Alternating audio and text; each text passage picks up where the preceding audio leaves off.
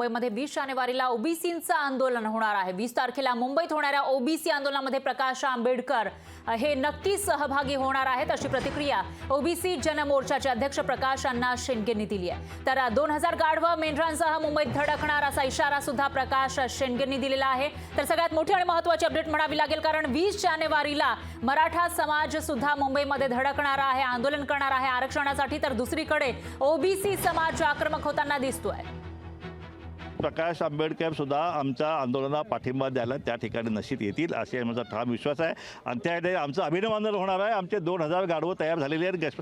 गायकवाड साहेबांचा आम्हाला फोन आला होता, गाढवं डुकरं मंडळं सगळं हे सगळं घेऊन आमचं आंदोलन जे आहे ते आंदोलन या मुंबईमध्ये आमचं होणार आहे। आणि आमचाही जात न्याय जनगणनेचा जो पण निर्णय होत नाही, जो निधी तुम्ही मराठा समाजाला दिलेला आहे साडेतीन हजार कोटी 5,500 कोटी तुम्ही निधी दिला आहे, तो निधी आम्हाला देत नाही आहे, तोपर्यंत आमचं आंदोलन संपणार नाही। आणि जर सरकारनं काय निर्णय घ्यायचा प्रयत्न केला तर 24च्या निवडणुकीमध्ये मात्र या सरकारला घरचा रस्ता दाखवल्याशिवाय ओबीसी स्वस्त बसणार नाही, हा निर्णय आजच्या मेळाव्यात सुद्धा झालेला आहे।